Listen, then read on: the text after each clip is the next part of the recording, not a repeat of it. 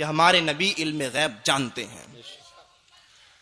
और दूसरी आयत में आपको एक नहीं कई सारी आयतें कुरान के अंदर मौजूद हैं, उसकी तफसीर उलमा ने की है कि हुजूर सल्लल्लाहु अलैहि वसल्लम को इल्म गैब है, आलिम गैब है मुस्तफा। हदीस पाक है बुखारी की, हुजूर सल्लल्लाहु अलैहि वसल्लम गुजरे कब्र के बराबर से, दो कब्रों के बराबर से। हुजूर ने फरमाया कि इन दोनों कब्रों में अजाब हो रहा है। आपने दोनों कब्रों पर दो लकड़ियां गाड़ी गीली गीली और फरमाया जब तक ये हरी रहेंगी इनके अजाब में कमी रहेगी।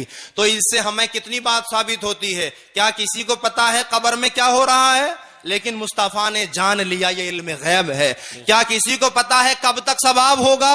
मुस्तफा ने बताया जब तक लकड़ियां गीली रहेंगी सवाब होता रहेगा। ये भी इल्म गैब है। और ये वाकयात की रोशनी में अगर तुम आओ, हदीस की रोशनी में मैंने तुम्हें बता दिया इल्म गैब। एक बार मुस्तफा वुजू कर रहे थे, मुस्तफा, और चमड़े के मोजे आप पहनते थे। आपने वुजू करने के लिए जब मोजे निकाले हुजूर ने और रख दिए तो आपके चमड़े के मोजे में सांप आकर के बैठ गया। बात समझ रहे? हुजूर के मोजे में सांप आकर के बैठ गया।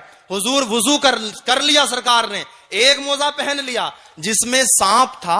फौरन जो गिद्ध आता है, गिद्ध जानते हो, गिद्ध जो पहले जानवर था, तो गिद्ध आया और मुस्तफा के मोजे को उठा करके ले गया और मोजा जो पलटा उसमें सांप निकला। तो सरकार ने देखा गिद्ध मोजा उठा लिया और सांप को गिरा दिया। सरकार मुस्कुराए, कहा ए गिद्ध, मैं थोड़ा अल्लाह की बातों में व्यस्त था, बिजी था, इसलिए सांप को देख ना सका। तेरा एहसान है तूने मुझे बता दिया।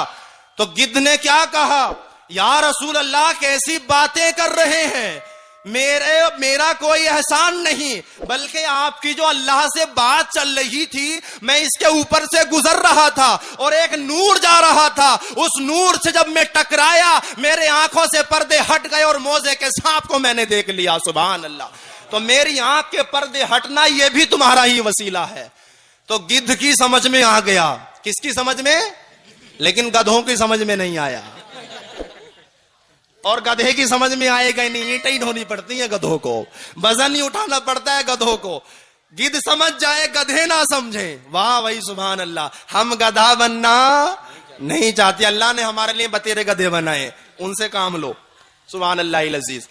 तो वाकयात की रोशनी में आइए, हजरत आयशा सिद्दीका रदी अल्लाह ताला अन्हा के पास जब मुस्तफा घर आए बाहर से, हजरत आयशा हुजूर को छू छू करके देखती थी, छू छू करके देखती थी। कभी सरकार के चेहरे अनवर को छूती, कभी जिस्म को छूती, कभी कांधों को छूती, कभी कपड़ों को छूती। सरकार ने इरशाद फरमाया, आयशा क्या छूती हो, क्या तुम्हारा मकसद है, क्या मतलब है? अर्ज के या रसूल अल्लाह, आप जब बाहर थे तो मैंने देखा आप पर बारिश हो रही है और आपका कपड़ा भी गीला नहीं है, बस इसी में हैरान हूं।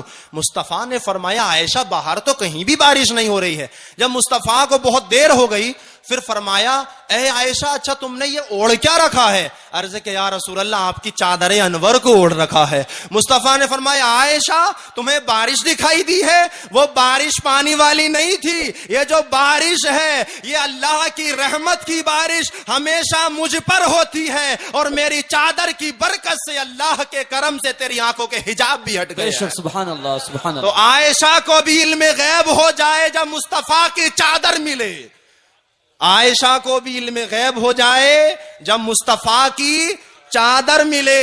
आयशा बेटी है अबू बकर सिद्दीक की, जब सिद्दीक की बेटी का ये आलम है तो अबू बकर के आका का आलम क्या होगा? सुभान अल्लाह, सुभान अल्लाह। अबू बकर के आलम का नाम है मोहम्मदुर रसूलुल्लाह, आका का नाम है मोहम्मदुर रसूलुल्लाह सल्लल्लाहु तआला अलैहि वसल्लम। तो वाकयात की रोशनी में तो बेहिसाब, हदीस की रोशनी में बेहिसाब, कुरान की रोशनी में बेहिसाब साबित हुआ कि मुस्तफा हमारे आलिम गैब हैं। अब तो किसी को दिक्कत नहीं होनी, सब मान लेंगे इंशाअल्लाह। और ये तो मैंने चंद हवाले पेश किए हैं और मैं तो सोचता था मुझे बार बार किताब खोलनी पड़ेगी, लेकिन जो है मेरे नबी के वसीले से, खासकर गौसे आजम के वसीले से और इमाम अहमद रजा खां आला हजरत फाजिल बरेलवी के वसीले से मुझे किताब खोलने की जरूरत ही नहीं पड़ी। अल्हम्दुलिल्लाह, मैंने जो आपको सब कुछ बता दिया।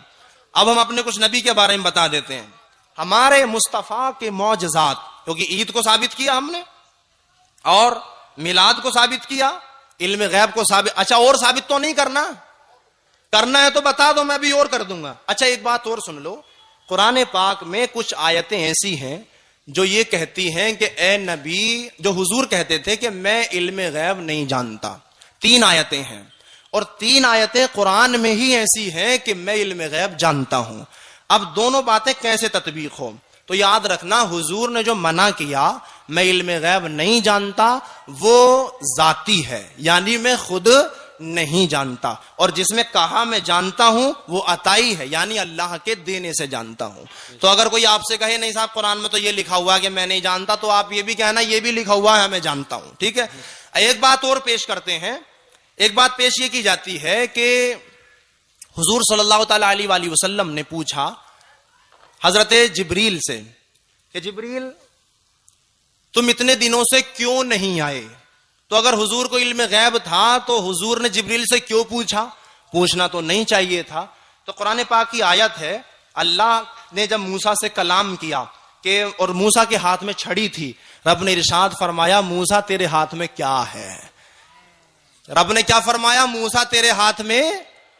तो कहो अल्लाह भी इल्म गैब नहीं जानता। तो पूछना यह जाहिल होने की दलील नहीं होती, बल्कि उस्ताद भी अपने शागिर्द से पूछता है कि नहीं पूछता है, कि बता तूने क्या पढ़ा, बता तूने क्या पढ़ा, बता तूने क्या पढ़ा। एक हदीस पाक है, हुजूर फरमाते हैं कि हशर के मैदान में गुनाहगारों को मैं बख्शवाऊंगा, तो फरिश्ते कहेंगे ए मोहम्मद आप नहीं जानते ये कितने बड़े गुनाहगार थे। तो इस हदीस को भी वो लोग, ये हदीस पाक है, कुरान नहीं हदीस पाक है, उस हदीस को भी जो है लोग कहते हैं देखो हुजूर इल्म गैब जानते तो फरिश्ते कहेंगे हशर में मोहम्मद तुम नहीं जानते। मैं कहता हूं कि इस हदीस से ही तो इल्म गैब साबित होता है। फरिश्ते क्या कहेंगे, मोहम्मद तुम इल्म गैब नहीं जानते। और ये बात बता कौन रहा हमें कि हशर में ऐसा होगा, हशर में ऐसा होगा। फरिश्ते मुझसे कहेंगे मोहम्मद तुम नहीं जानते, फरिश्ते मुझसे कहेंगे बड़े गुनाहगार थे। भाई फरिश्ते वहां कहेंगे, यहां बता कौन रहा है, मुस्तफा जो यहां बता रहा है उसे ही पता ना हो। तो फरिश्ते पूछेंगे ये भी हुजूर कह रहे हैं, और मैं कहूंगा तुम मुझसे ज्यादा नहीं जानते, ये भी हुजूर ही फरमा रहे हैं। तो मुस्तफा अल्लाह की अता से आलिमे गैब हैं। शेख अहमद अस्कलानी रहमतुल्लाह ताला अलैह ने फैसला कर दिया और इरशाद फरमा दिया कि हुजूर की तो बात ही निराली है, उनके बारे में सवाल ना करो, बल्कि हुजूर भी जिसे चाहें उसे इल्म गैब अता कर दिया जाता है। तो औलिया को भी इल्म गैब मुस्तफा की अता से होता है और हुजूर को अल्लाह की अता से है, लेकिन अल्लाह को किसी ने नहीं दिया, उसके पास जाती है। तो जाती और अताई का फर्क रखना है। अल्लाह का इल्म जाती है और मुस्तफा का अताई है।